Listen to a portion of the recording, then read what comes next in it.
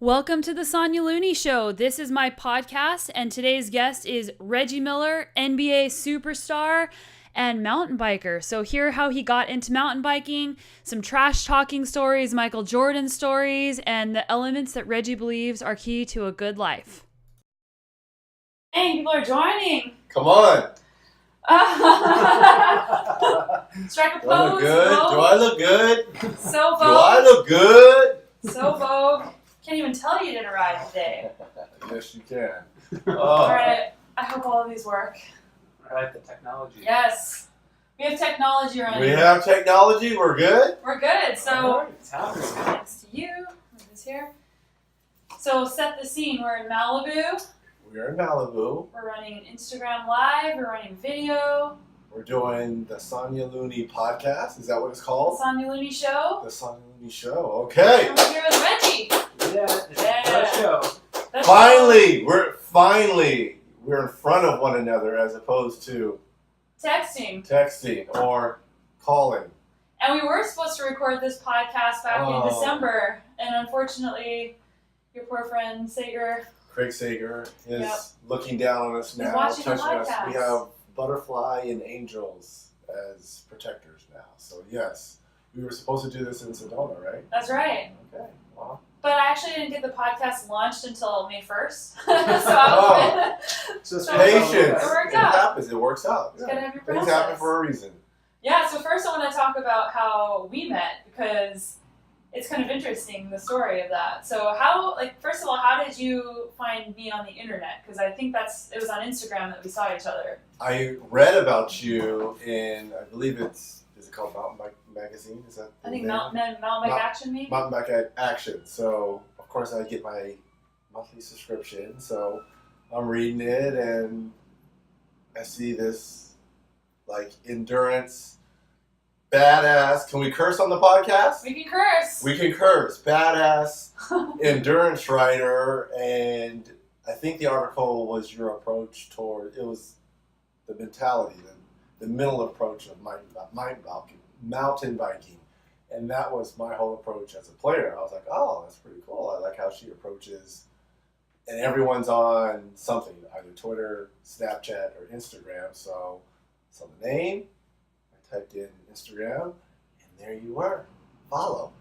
That's so And awesome. that's how it started right there. So I read a magazine about your approach towards mountain biking and your tips and tricks. And I was like, okay, I like this.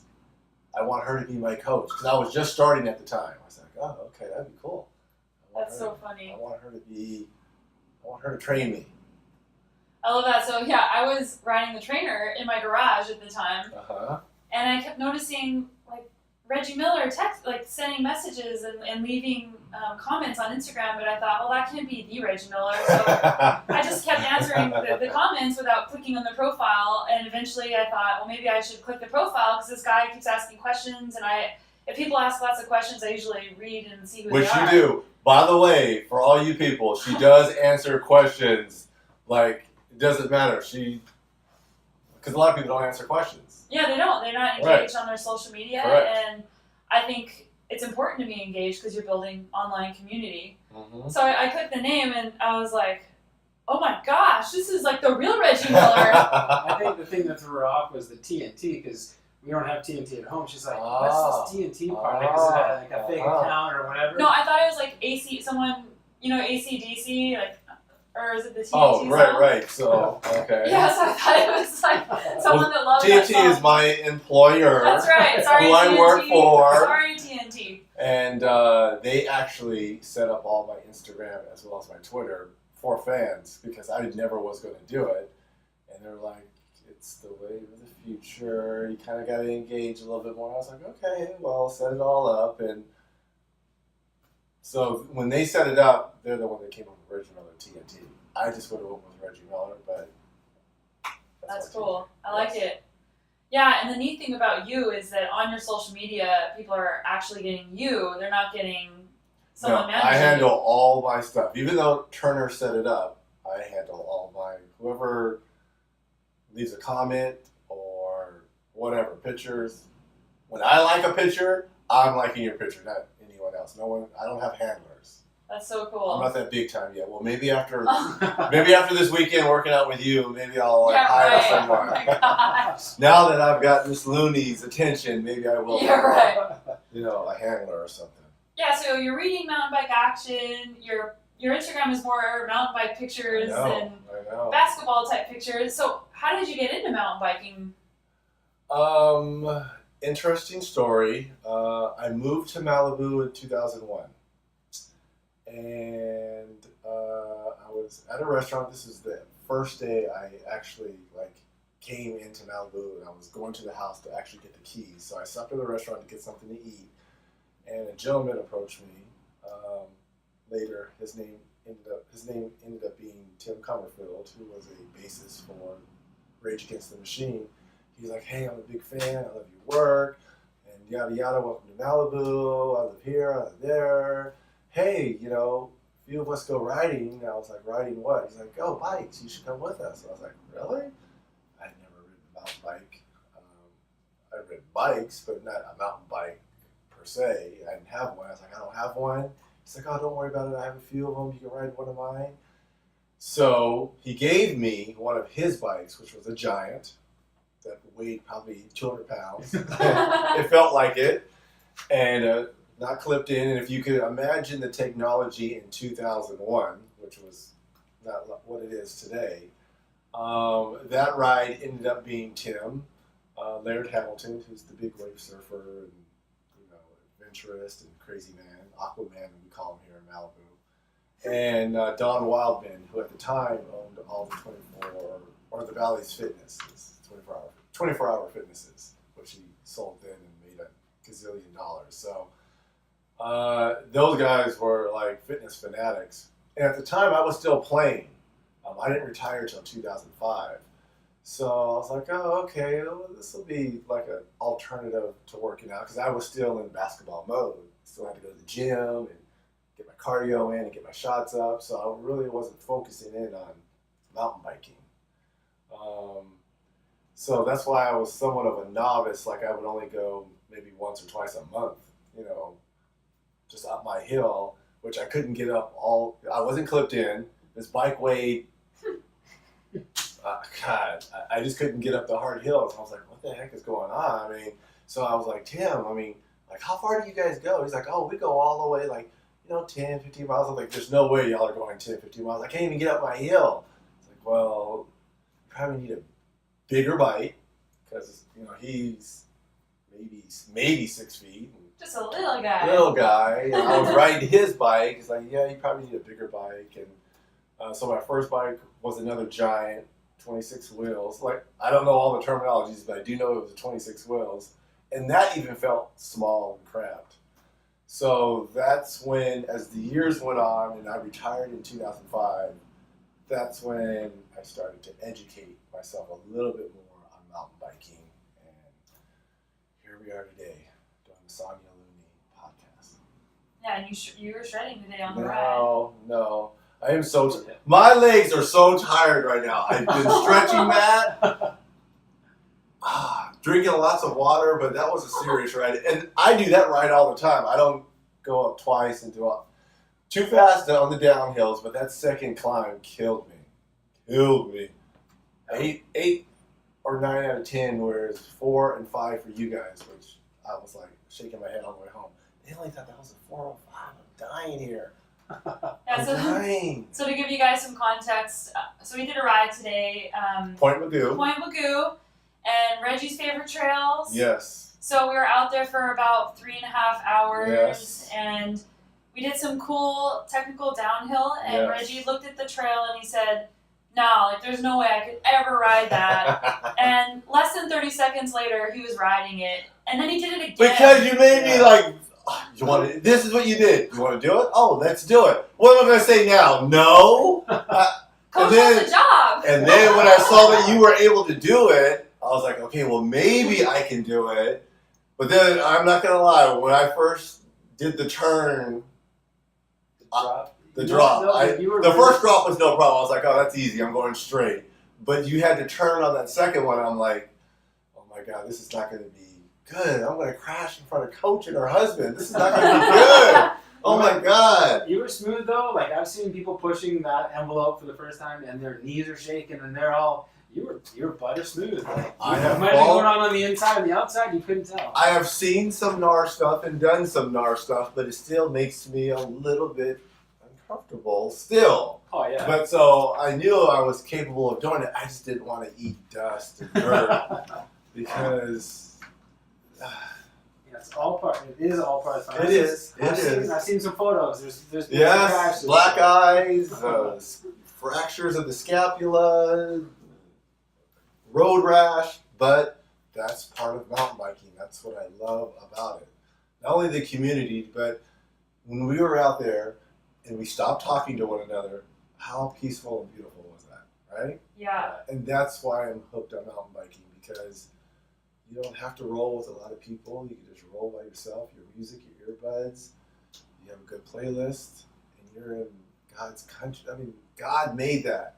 Yeah. God made that. That's what makes it great. And we saw a crazy ocean, like mini Oh ocean my views. God! Yes. The Yeah. ocean. Yeah. We're like riding on a trail that was carved into the side of the mountain Mhm. with the Pacific Ocean on one side, and you could actually hear the waves crashing during the ride. It's that's by far one of my favorite rides here in Malibu, and it's just a chance to be with nature. I know that sounds like kind of corny, coming from a 6'7" guy, but I love it. I do. That's so awesome. So yeah, it was interesting because you said that while you were still playing, you were willing to go mountain biking. And I've heard a lot of people say, oh, well, I don't want to try mountain biking if they're like a massage therapist or some Mhm. other job where they actually don't want to get injured. Right. So were you worried that you were going to get injured and have to sit out No, some games? because like I said, it was 4 years until I retired, so I wasn't doing it, twice a week or 3 times a week. It was maybe once or twice a month. I really wasn't fully committed because I had other priorities, which was still basketball. In hindsight, knowing what I know now about biking, I wish I kind of would have went a little bit more back then, because I probably would have been a little bit better than I am now. But I'm glad I waited, because as long as this is okay when I'm riding, as long as because I wear a suit now when Yeah. I'm broadcasting, so it doesn't matter what happens from here down. So I don't care if I have a fractured or scars or whatever. As long as, the black eye was bad. But as long as this is okay, then I'm all right. Yeah. If the face is okay, I'm good. So now I can take a little bit more risk, where if I still were playing for those 4 years, I doubt I would have I doubt I would have done that. Mhm. I just wouldn't have. What we did today, I probably wouldn't have done that. Mhm. Because I'd be like, nope, it costs too much. I mean, because technically, because of your contract, you're not supposed to be doing things like that. Because if you get injured, they can violate your contract. Because even though biking is a form of exercise and great, it's also, you could twist an ankle, you could tear your ACL, you could fracture your scapula. Things can happen on a bike, and they have recourse to be like, well, you shouldn't have been doing that. This is written into your contract. Mm. So I probably would have taken the chances that I take now, because now I can care less, as long as I finish a ride Yeah. in one piece. Yeah. The whole basketball world is so foreign to me. Like, it was something I'd watch on TV, and when I was in 5th grade, I had a poster of Charles Barkley on my wall, and I played. And now he is a coworker of mine, TNT. Yes. Has he gotten on a bike yet? No, but Come on, Sir Charles. I know. Well, Shaq he has one of those 36ers that you saw in my garage Sweet. that he casually rides around. But those guys, when retirement happened, it really does mean retired. Mhm. You've seen their waist. But I'll give Charles credit. I have heard that he has recommitted to fitness and Oh. lost almost 75 to 100 Oh, wow. pounds. So, Wow. not on the mountain bike, but Charles, get on the bike. yes. Well, and I'll tell you another reason why I fell in love with mountain biking, because I said to myself, once I was transitioning as a player into broadcasting, I said, well, I still want to look good in my suits. So that was the main thing. I knew I was going to get a good sweat. I just wanted to look good in my suit. I was like, oh, okay, I don't have to run, get a lot of wear and tear on my knees. Biking eliminates that. I'm in the middle of Mother Nature, and plus I'll look good in my suit. So that was my thinking. And then the more I started biking and technology started to catch up, and I started to look at your Instagram and other people I follow that are deep mountain bikers, I was like, this looks fun and cool. You know, I kind of like this. And now I got the bug, which is hard. I got the bug, coach. I got the bug. I got the bug.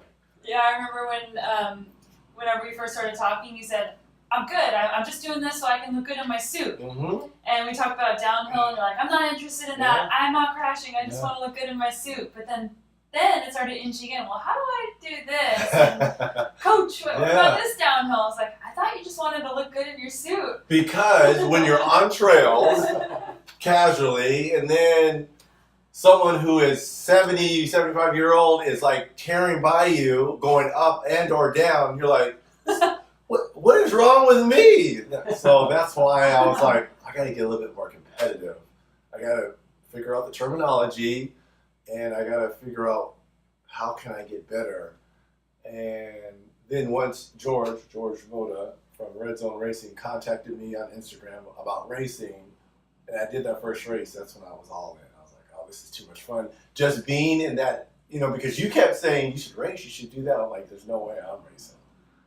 But once I actually did it, I was like, oh my God, this is so much fun. Now, I'm not ready for your crazy stuff, but... Not yet. No. Well, stop trying to talk me into this, Coach. The races and the guys and the women, it's a lot like basketball. It's like how basketball was when I first started, when it was everyone pulled for one another, which I thought was, you know, rare, because now everyone's cutthroat and out for themselves. And the biking community is not that. I mean, there's been so many times where I might have a technical or a mechanical problem or something. People stop. They stop and, you know, help you out. I just think it's cool, man. It's really cool. I wanted to ask you a question about retirement, because coming from a full-time sports career and then transitioning into retirement as a relatively very young person, right? Like, you've gone through this, being the new guy, being the height of your career, and then being sort of the old guy when you're only in your 30s. I retired when I was 39. So psychologically, that's like a lot of guys that you were speaking about, they're still young and they like really retired. Like, they just sort of, you know, feet up and off you go. But how did you get through that sort of psychologically and transition to something that wasn't like the couch? My whole life, I've always had to do something. I couldn't stand still. And maybe that's the Virgo in me, because I always have to be doing something, planning something, working out. I think I get so moody when I don't work out, and people don't want to be around me. So if it wasn't mountain biking, I would be running, or I would be doing something. I would probably be in the gym. Ping pong? Ping pong. I love ping pong. That's a good sweat in that. So I have to be doing something. It's just now mountain biking it's my new basketball now, because obviously you can only do basketball for so long, but you can do mountain biking for quite a while now. So it has kind of supplemented that urge, especially now tacked in with the races. I get that quick fix of going to the gym. Oh, it's game day. Okay, do I have all my prep? Do I have my shoes? I got my gear. Do I have all my gels? Do I have my food? Okay, what kind of race is this? Okay. So I get to kind of be back in it a little bit. So, you know, I knew when I retired, I would be doing something. I didn't think it would be mountain biking, even though for 4 years I was kind of doing it, but I wasn't fully invested like I am now. Yeah, that's really cool.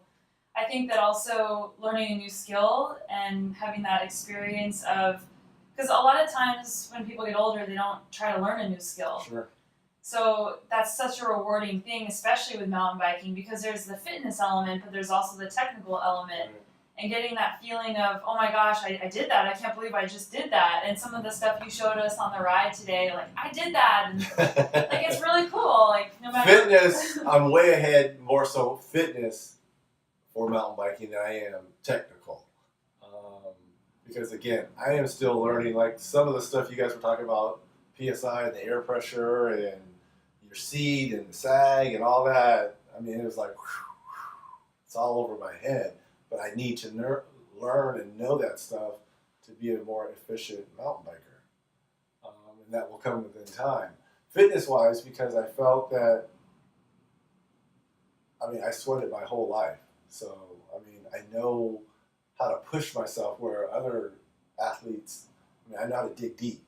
And a lot of people, a lot of times that's part of it too, is being able to dig deep when you have to.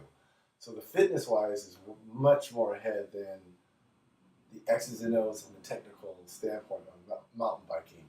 Now I just kind of have to find a way to merge them together. And if I can, once I do that, then I can go to Brazil with Coach Looney and be part of it. Just kidding. No. Yeah, right. What have I always told you? Any race that you're in, I have no business being in. That's not true. No. Okay, what were the name of two of those races? The Death what? Well, the Julian Death March. The Julian Death March. You can do that. And what was the other one? The Test of Humanity. The Test of Humanity. Any of those two races, people, you hear death and the taste of humanity, you do not need to be in. No, I'm not going to be in a race that has death in it. No, I'm not going to make it. Well, actually, a lot of the races I've done, after they saw I was riding with you, they've all been messaging me saying, tell Reggie to come do this race. Tell Reggie to come do this other race. No. Yeah, there's open invitations all over the world. You got your whole international racing career. Okay, number one, I gotta learn how to pack a bike I gotta learn how to change a tire first. Look at these bikes. Look at these bike bags here. That's right, we're gonna show you tomorrow. It's super easy. It takes like 2 tools. It's not that hard actually. Come on, man. No! No! Come on, 2 tools. Really? They're actually just behind the bikes there. Those are all the tools you need. That's it. Wow. Okay. Just use your multi-tool and off you go. All right. But yeah, no, I think like the confidence that you have from basketball transfers over to mountain biking, like the courage to try things. It has helped. Yeah, talk about that a little bit. Well, I think for so many years, they call it being in the zone. Having a place, because I lived in the gym, my craft was basketball and shooting and trying to win a championship. And so I was committed to that. And if you're whatever in life you want to do, you have to be committed to it. And, trying to venture into this new realm of mountain biking, you've got to really immerse yourself in it. And you've got to read the magazines, and you got to read who the top riders are, male and female, and you got to ride what they're doing. And you got to live at the bike shop, and you got to live on your trails, really. I mean, there's no better way than to actually be in the middle of it. And that's why I love riding by myself so much, because I can challenge myself. And then when I get a chance to ride with a Sonya Looney or Lauren Gregg or Ryan Geiger or George Moda, people that have been doing this pretty much their whole lives, then that's when I get that education of, no, you need to, your knees need to be out, which Lauren told me the same thing too. Like when you said your knees are too close when you were going downhill, and she's right. That's the second person to tell me that. So, I love it, Coach. That's all I can say. I was going to say, how important is having a coach? Because you come from a team sport background, Right. It's just an integral part of the structure. But a lot of people on the individual side or endurance world don't always have coaches, or if they do. So how important has that been for you? I was very fortunate to be coached by Hall of Fame coaches, from Larry Brown to Larry Bird to Isaiah Thomas to Dr. Jack Ramsey, who was my very first coach, who drafted me in Indiana, who was a huge cyclist, road cyclist. And there's something that I always remember, Pat Riley, who now is the president of the Miami Heat, but at the time when I was growing up as a puppy in basketball, he was the head coach of the Lakers. And in Riverside, it was all about Magic and Kareem and James Worthy, and obviously Pat Riley with the slick back hair. And something he always said resonated with me in terms of the coach-athlete relationship. He said, great players always want to be pushed and coached. no great player wants an easy street. And that has stuck with me throughout anything. So either a good boss or a good coach, someone who's going to push you and demand things from you, not necessarily coddle you, but direct you in the right way, pat you on the back when it's needed, or give you that tough love. So that's always stood with me. So to have someone like you who wasn't taking it easy on me today, and yes, you did kind of drop. You didn't drop me and know that you dropped me, but when Matt and I were riding, and you're like, "Oh, I want to go up and get pictures," it was like boom. And I said to Matt, I was like, "Oh my God, I can't believe she can do that." Like, we were grinding up that incline, and I was about ready to die. And you're like, "Oh, I'm gonna go get some video," and you were like with us. And next time you weren't. I was like, That's what I want to get. I want to get that. You weren't even in your best gear, and you were gone. I want that. Like, you just took off. I was like, I got to get that. Yeah. And a coach, they can help you formulate that. They can help you, even if it's online. Just by talking, just by sending videos and pictures. No, your arms, your elbows, your legs, your feet. It means something. Great players always want to be pushed and coached. And you do that. That's why you're my coach. I know, it's too bad that we can't spend more time in person together because I know. Yeah, especially with the fitness part, it's good that we got to ride, and then now we can come up with some plans. But you have a 6-hour race that you're doing at the end of October, and that's your first really big endurance race. Right, I did. That was my first race ever. It was a year ago. It's called the Turn and Burn, and that's when George Moda from Red Zone said, "Hey, we could be partners," and so really it was 3 hours of the 6. We would take turns, laps. He would do a lap, I would do a lap. So I was getting a break. This year I want to do it solo by myself because I want to see if I can do the whole 6 hours. Because I feel, I've wanted to test all the genres of mountain biking. I haven't done enduro yet. I don't know if I'm capable of doing that, but I've done one cross-country Kinder Cup, but all my other races have been endurance. So I want to see, what am I going to be better at, which in my heart of hearts, I know it's endurance riding because it's just you and it's all about mind games. And I've always felt, going back to your question about being, what does basketball kind of translate to mountain biking? Mentally, I was always strong as a basketball player. And I think that would probably be my strongest attribute on the bike because, as you know, the trails talk to you a lot. It was like, "Oh, why don't you stop? Why don't you quit? Why don't you just pull over and rest? Why don't you?" So I think I'm mentally strong enough to kind of forge through that. And so I'm looking forward to this 6 hour, see if I can tackle Benelli Park by myself, October 21st. So come on out if you're in the California area, Southern California area. I've got a question about mental toughness for you because, like you said, you're probably one of your strongest attributes was mental toughness, hitting big shots in big games, talking to other guys, getting them off their game. How do you build that? Because there's lots of athletes from the neck down that are spectacular. I mean, they work hard, they're gifted, they put in that, but they can't put everything together. So how did you get to that place, and what advice would you have for people that are trying to build on their mental toughness in general? Number one, I think for me, I grew up in a big household. I had 2 older brothers, an older sister, Cheryl, who's the greatest women's basketball player of all time, who's a year older than I am. I had a younger sister who's 3 years younger than I am. So we were very competitive, especially Cheryl and I. So always losing to your sister is going to make you mentally strong. I mean, losing to a chick is going to make you makes you eat crow, but it makes you better. Personally, I can only speak for myself. Yes, I mean, lots of guys mentally strong. Right. It just makes you want to work harder, because everywhere I went, that's Cheryl Miller's little brother. And I was like, you know what? I'm going to get so good. Well, I'm going to make them say that's, Reggie Miller's sister. So that was always in the back of my mind was work. And probably that's where it started to become mentally strong is, there's someone in a gym at 6 o'clock in the morning putting up jump shots on the East Coast What are you doing? How can you get better? And it just drove me crazy. It almost became an obsession to just work out, to try and be the best. I wanted to be the best shooter that this game has ever seen. And now that I'm mentioned with the greats like Larry Bird and Steph Curry and Drazen Petrovic, just that my name is in there, that's good enough for me. I mean, because my name will always, Ray Allen, will always be mentioned with those guys.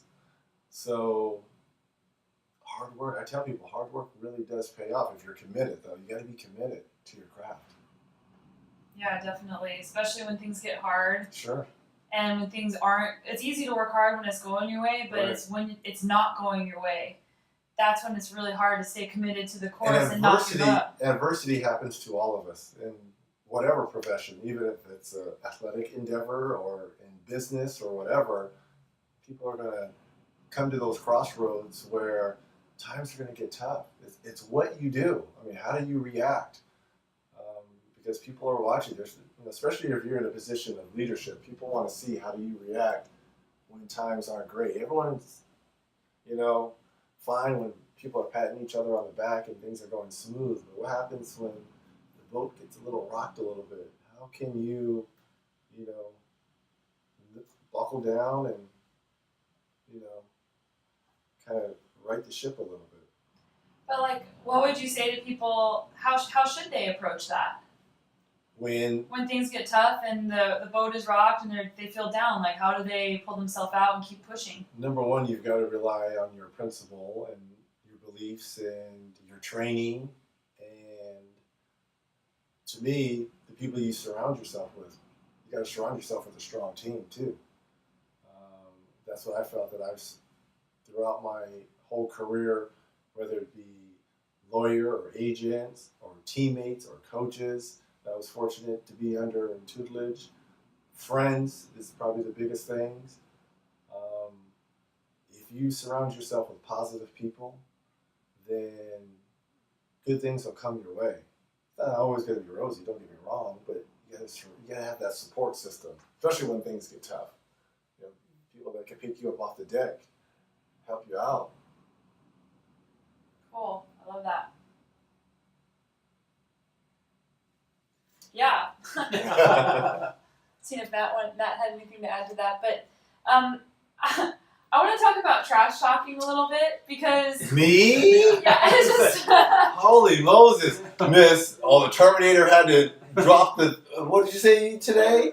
You were trash talking me today. nuh-uh. What are you? I'll turn up Instagram right now. There might be some video proof of that. Yes. But we're not talking about me trash talking. In fact, I think you started trash talking on my behalf directly. Yes. And I was like, no.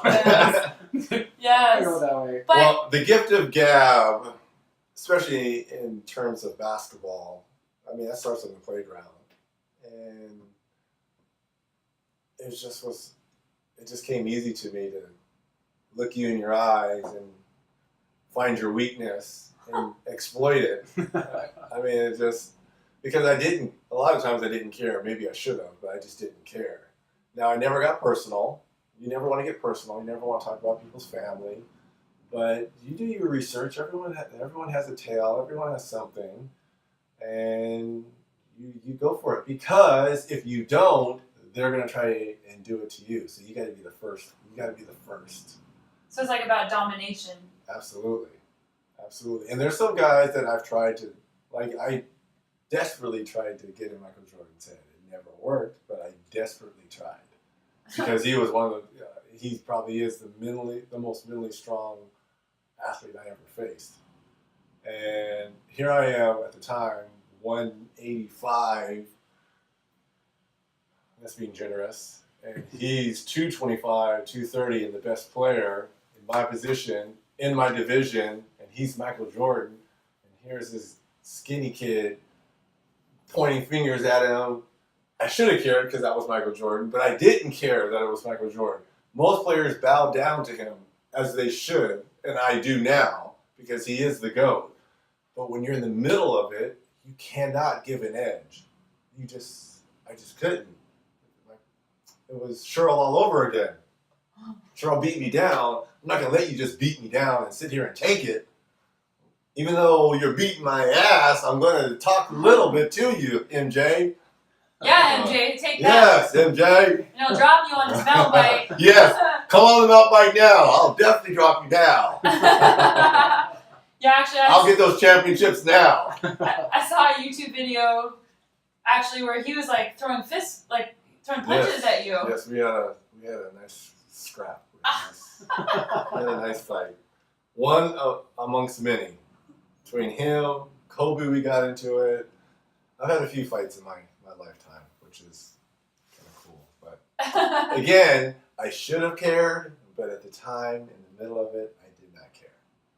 Yeah, like it's just hard to imagine that because I know you as you now. Like you're Well, I'm a different humble, person. like kind, that's different. thoughtful person. Yes, now. But when I played, I was very ruthless. I have to say, like, I grew up watching you play. So I played college ball in the mid-late 90s. So that was right through your heyday, all the way through watching. Those were the good times. Oh, New yeah. York and Indiana and Philly and then, great times. Great Awesome. times. Yeah, and odd watching you play the Knicks and play the Bulls and play Boston.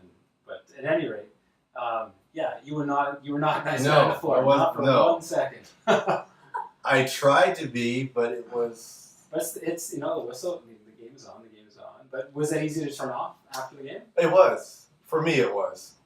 Because that was my persona during those, four corners and how I played. And because I would drive myself crazy if I was always like that. It's almost like your defense mechanism, which you were talking about. Like you said you were chatty on the course one time, and then whenever you would get tired, or I would drive myself crazy if I was always talking.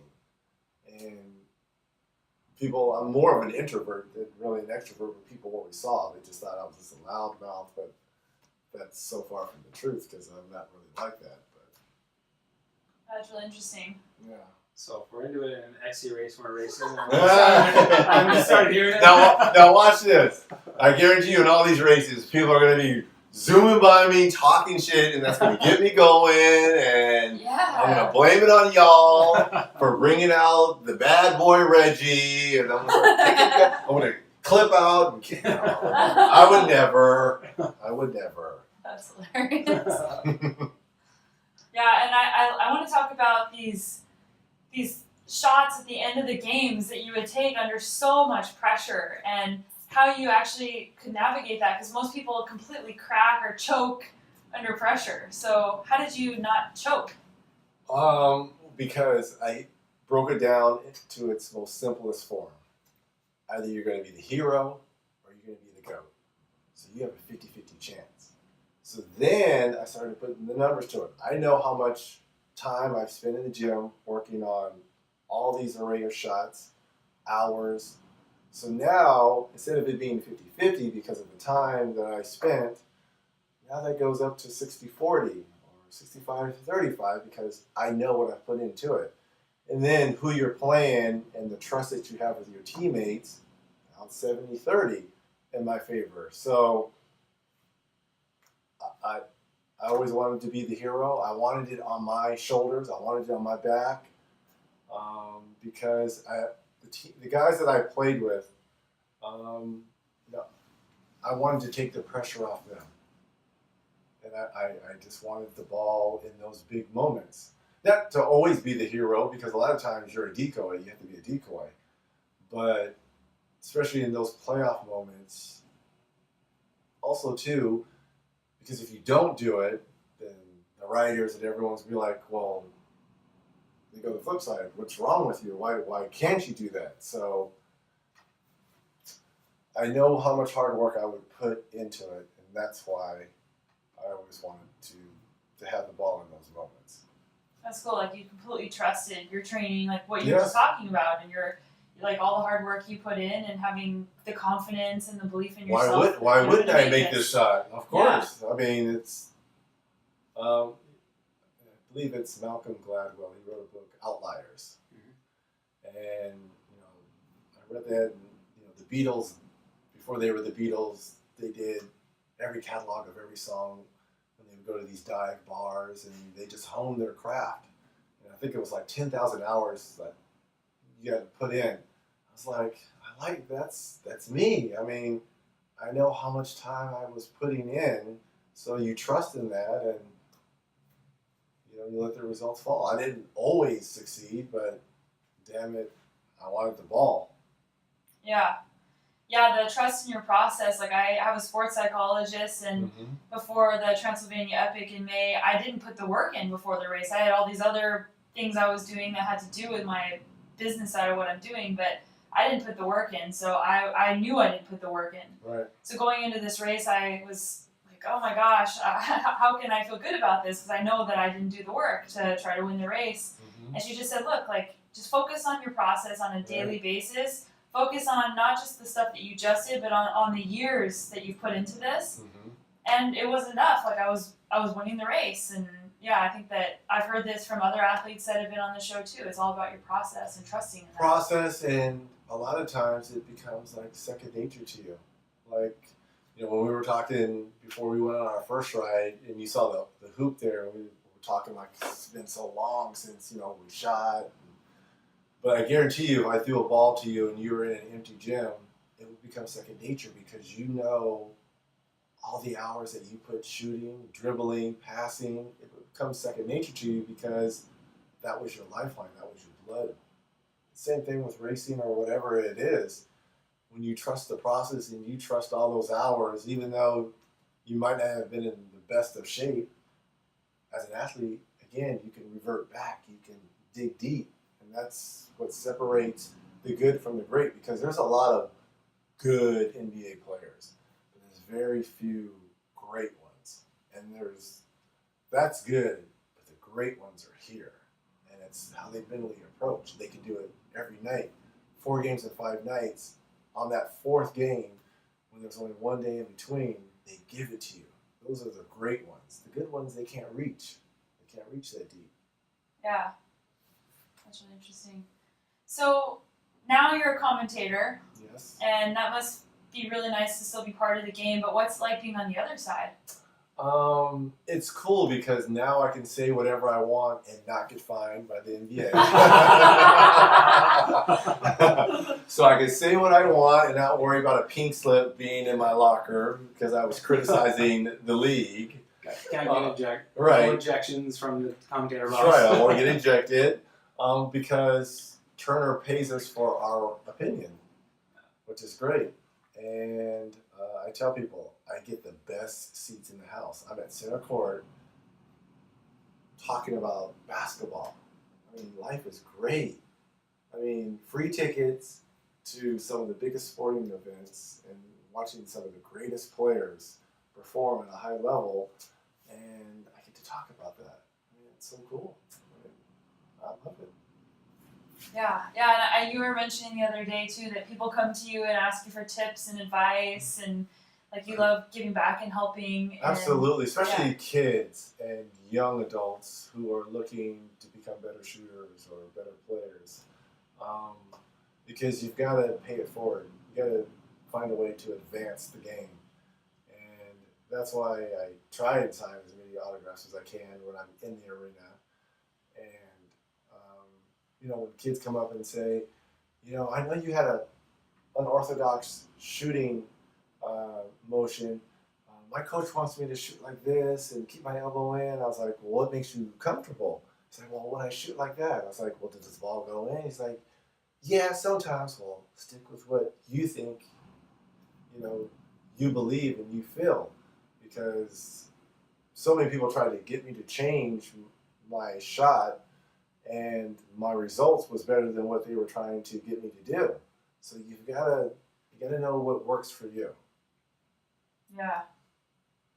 But and when you pay it forward, you don't know if that's the next Ray Allen or Steph Curry. You've got to advance the game or find a way to advance the game. Yeah, I think it's a big part of building community. Like, right. Those little moments when it's not these big grand gestures. It's these little tiny things that stack up and absolutely, add and build. Absolutely. That's really cool to see, actually. Yeah, and then for cycling now, you're plugging into that community now, and it seems like you've had a really great response, actually. And I don't know how you you seem to have a really great knack for picking really great people to connect with too. So It's funny because you never know who will respond back, like Coach Looney. So I looked at like how would I want to ride? How would I want to be perceived? So looking at Lauren, yourself, Ryan, who now he teaches. Those are people, because you talk about building the biking community, they're trying to empower other people. I was like, that's the kind of people I want to roll with, because when things hit the fan, you want people like that to support you. So that's why mountain, when I go to the races, because it's still new to me, I think I've done a handful of races, I'm still in awe at the camaraderie that everyone has with one another. I mean, we're getting ready to be on this bike for 6 hours, but everyone's pulling for one another. And I think that is so cool, because I do not come from a world like that recently, and it's so cool to see. It really is. Yeah, the thing that I love about endurance racing is that you still want to kill everybody on the start line, but you also hope that they ride well, because you want your competitor to be at their best, because it's going to push you to be even better. And at the end of the day, it doesn't matter what everybody else is doing. It just matters what you're doing. And what they're doing doesn't really affect what you're doing. Right. So, yeah, that's a really interesting thing about mountain biking, because people worry about everybody else whenever they haven't done a lot of racing. Or they worry about all these things out of their control that can happen. But you can't think about those things. You just show up and you're like, I'm here and I'm going to have an adventure and I'm going to do my best. And when I finish this thing, I'm going to be different and I'm going to be even better than I was when I started. And it doesn't matter what Bob or Tony or whomever is doing, but hey, maybe I can even have an adventure that brings us closer together. And that's why I love stage racing, and eventually I think you should do one, because it builds camaraderie and community in a way that a one-day race can't, because you're spending 3 days or 5 days or 10 days with the same people. Right. Sometimes you're sleeping in tents and everybody rides the same course. Do you think these legs can fit in a tent? I don't know. They'll just be sticking out, somebody's feet sticking out. That'd be so awesome. I got to build up to that. I think it would be really cool. As you said, a few people do hit me on Instagram inviting me to these epic races. But I have to build up my base before My stage race partner needs to get in shape for stage racing. Well, if it's anything like today, I'm not going to want to disappoint you. Yeah, but see, when you have a good teammate, they push you. It looked pretty funny, though. Right. I mean, it's going to be like, I'm going to look like Shrek, this tall guy on a mountain bike. I mean, that is the funny thing when I'm at these races, because here comes like Big Shaq and all these other little guys at the start, and I'm like looking down and I'm like, oh God, like one of these things is not like the other. I'm like, what's going on here? I don't want to accidentally step on anyone. Right. I feel so bad. Like, oh, come here, little fella. You ready to ride our bikes? Let's go. Yeah, it's funny because with Matt, he's usually one of the tallest guys at the race, and he doesn't think he's tall because he was playing basketball all the time around like these really tall guys. But I keep telling him, in cycling, you're pretty tall, so you are a giant. I am a like jolly green giant. Trust me, when people see me on the trail, they're like, holy, whoa. We're like, did you get that bike, Bill? I'm like, no. So let's talk about Boom Baby and your jersey and all this stuff. So how did this come to be? Another dear friend of mine, Mel Daniels, who was like a mentor of mine when I was drafted, and he is a Pacer legend, played in the ABA, won the 3 championships with the Indiana Pacers, and had always taken me under his wing for those 18 years, a guy that I could talk to, advice, because he had seen it, lived it, breathed it. His mission later in his life was to take care of those ABA guys. So he really, along with these 2 other gentlemen, started the Dropping Dimes Foundation while I was still playing. And he passed a couple of years ago, so it was my life's mission was to keep that going for him because I know how much he cared for those guys in that ABA league. That league was only around 4 or 5 years before the NBA bought it out. And really good players like Dr. J and Moses Malone, George Gervin, well, of course, they went to the NBA, but there was a lot of those other guys that didn't have that opportunity. They didn't have no health insurance, no 401k, nothing to fall back on because they were only there for 4 years, and the really great players got a chance to continue in the NBA, and these guys were left, on hard times. So our friends at Castelli, I wanted to combine my love of mountain biking with their jerseys, and the Boom Baby, that's the famous saying in Indiana when I used to hit threes. The commentator would always say, Boom Baby, and that has stuck with me, obviously, in Indiana, and I asked Slick Leonard, who was the coach of those ABA Indiana Pacers, and Uncle Mel, if I could trademark, Boom Baby, because that's his saying. He's like, absolutely, to pay it forward, keep it going. And so that's where Boom Baby came from with Castelli, and to give back to the Dropping Dimes Foundation. Yeah, and you did a crowdfund where people could buy a kit, and then you matched the total. I matched it. Ended up being for 1 month. We did it for 1 month, the month of June, and it ended up being close to about $8,500. We matched that. Wow. So yeah. For 1 month, I was like, wow, this is people. Plus, it has the Indiana Pacers colors, and so people were really digging that with the gold, the maize colors, the gold and the blue. And I said I want people to notice when we're on the trails, which they do. The gold sticks out. So yeah, it's awesome. So now we're going to continue the Boom Baby jerseys. They won't be for sale, but I'm going to do them in different colors just to keep it going. Every season, it's like, every mountain bike season, I'm going to have a new Boom Baby jersey, a new color, because I just want to keep it going. See how you got me hooked? I got jerseys coming and new seasons and that's right. new race seasons. Right. So, no, it's going to be cool. Yeah, that's really neat. And it's really neat to see you interact with the mountain bike community, and the mountain bike community interact with you. Everybody is so excited that you're mountain biking. Like you initially were. They couldn't believe that it was me. Is it actually Reggie Miller? Is it really mountain bike? Is this really you? I'm like, yeah, it's really me. I'm a big fan. Like Aaron Gwynn, who I think is here. He's like, is this really? I'm like, yeah, dude. Your videos are cool. And he's trying to get me to see. Now I can't ride with him, but he's trying to get me to ride with him. You should. He was an amazing teacher. Oh, wow. No, they want me to do a Red Bull series with him, to ride with him. But have you seen? I would die. Yeah, I would die. But he's and he's not going to take it easy on me. But he's an amazing teacher. You would miss out. I would take that chance in a second. And it would be great coffee if you had a few bad wrecks. Oh my God, that it would be everywhere on Red Bull TV. But I might take him up on that. That would be cool. I think you should, yeah. I might take him up on that. Yeah. Yeah, so you just got home, you were filming a movie.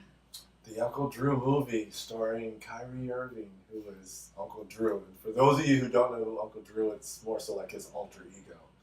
His 75-year-old ego. So if you've gone to YouTube and seen the Uncle Drew Pepsi spots where he's in full prosthetic makeup and he looks like a 75-year-old man, and he goes to a outdoor court and there's some young guys not playing the right way, and kind of goes up and talks to them in that old voice, and they're like, "Oh man, get on out of here." And he's like, "Yeah, I'll get out of here. Why don't you just throw me the ball?" And he basically just schools them one-on-one because it's Kyrie Irving.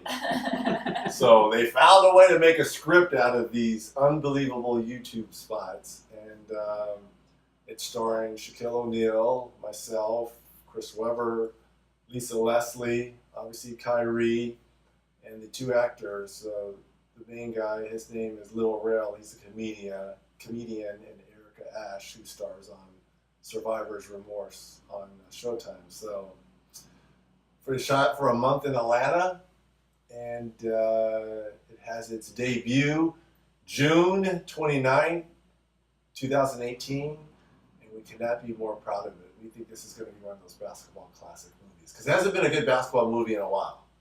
Hoosiers, I think. Well, oh yeah, that was a long time ago. I'm trying to think of what's been a really, really good, Air Bud? No.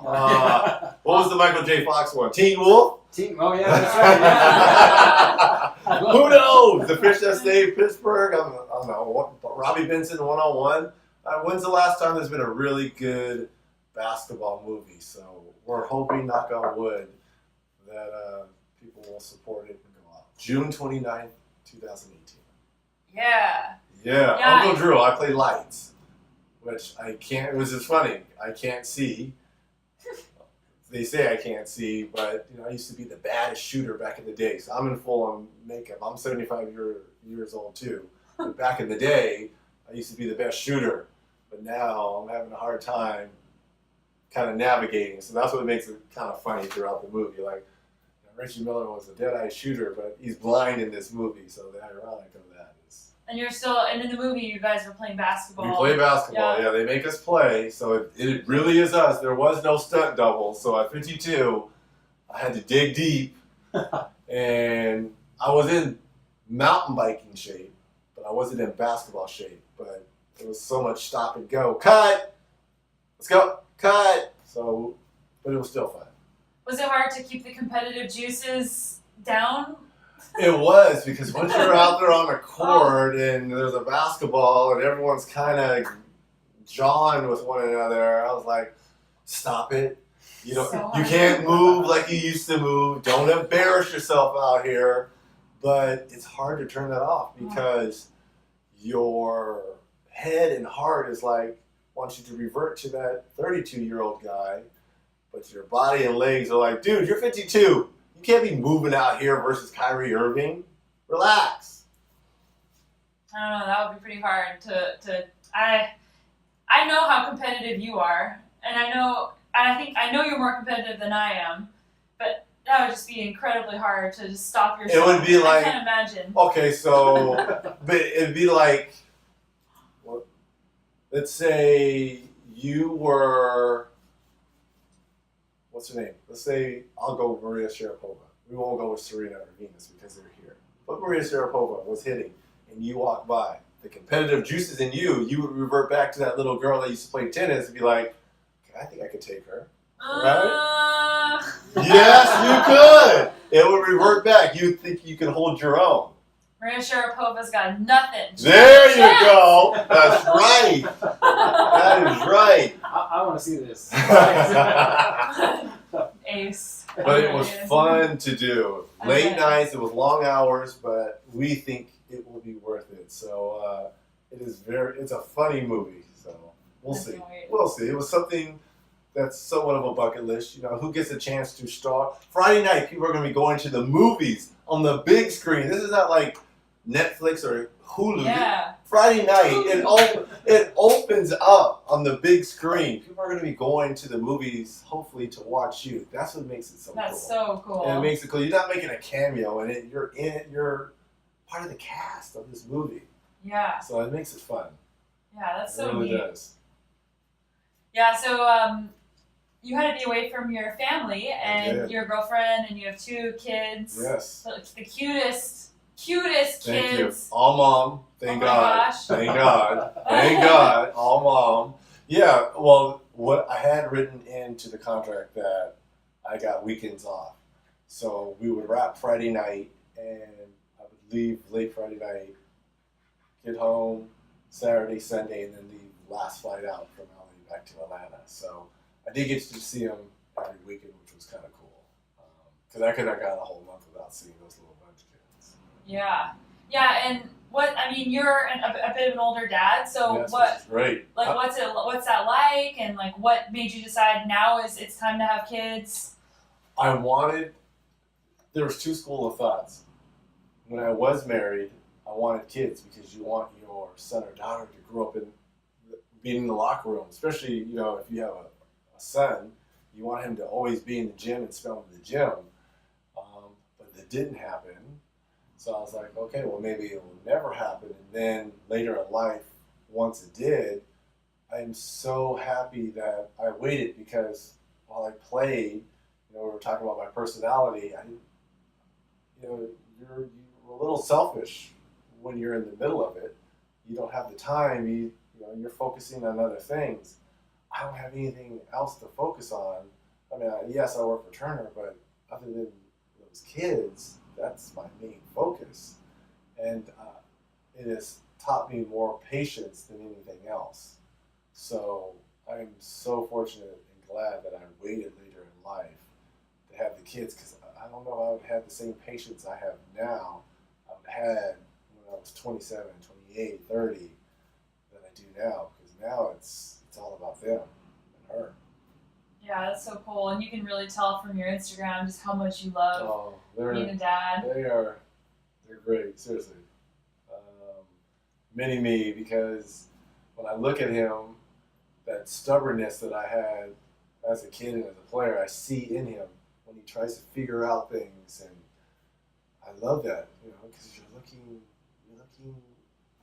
at mini-me, you're looking at you, and I love that he's trying to figure out his way. He's only 4, but he is a little man. And the princess, she runs things in the house now, because it's all about her. It's all about her, especially daddy's little girl. I mean, I think she already knows it, too. Yeah, those eyes, blue eyes. She keeps looking at you with her hand. I'm like, don't do this to me. We're going to keep you here till you are 40. We're going to keep you here. To build a tower. That's right. That's right.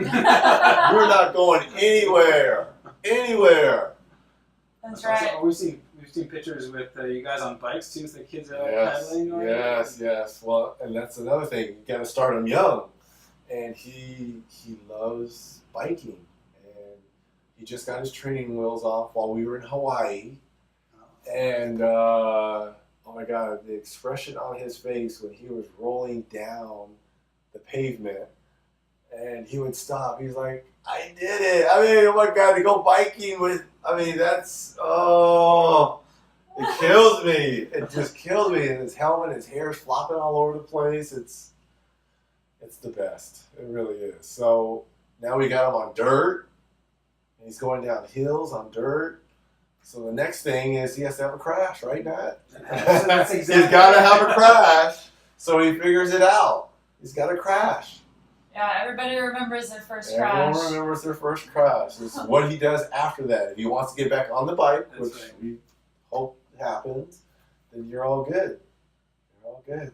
So how is it? Because I think a really hard thing whenever you have kids would be expectations on your kids. Mm-hmm.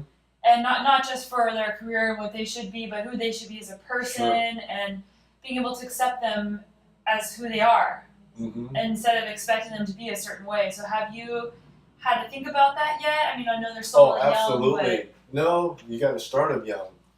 My two things, because I come from a military background and family, and growing up in a yes sir, no sir type of atmosphere, two things I want from them: just to have respect and to show empathy for others.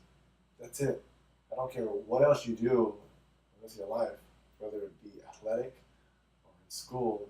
If you can respect others and look them in the eye and thank them and show empathy. If someone is hurting or if someone is feeling bad, to walk up, which they do, that's all I want. The riches in life will come from that. Don't worry about wanting to play baseball, basketball, soccer. It has nothing to do with that. Be the best friend to your classmates. Show respect to your teachers, or to the person checking out, or just show respect. That's all I ask. Those two things: empathy and respect. I love that. That seems like a really great place to wrap up the podcast today. All right. I think we're going to have you back. Yes. Just racing. Can I come back? Come back. Yes. After our stage race. Yeah. Yes. The stage race. We'll do a podcast in the tent with my feet sticking That's out. right. So thank you for having me. Yeah, Seriously, thanks so much, thank you for Reggie. coming to Malibu, and thank you for making me a better rider, and thank you for everything. Seriously, both of you guys. It's been great. Yeah, and thanks for sharing your energy. Like when you walk in a room, you can feel Reggie's in the room. I don't know, but thank you. You can, because there's a lot of positive energy, and you're just such a great guy to be around. And like what you said, surrounding yourself with good people Right. is so important. And I have two of the best right here. And you can feel it, like when you're around somebody that kind of inspires you, and you Mhm. inspire Matt and I, and just that feeling of being around those people. I call that spark people that Thank you. spark you and ignite you and just make you want to be better. And you're definitely one of those people, and we feel so fortunate Thank that you. we get to spend time with you and be your friend. Woohoo! Yeah. Oh, my coach. Well, thank you. Seriously, this is a great journey. We are all on together. Cool. So let's continue it. Let's continue our stage races. And now I'm going to answer some of these questions. Oh, yeah. Let's see if they're still Let's see alive. if they're still on.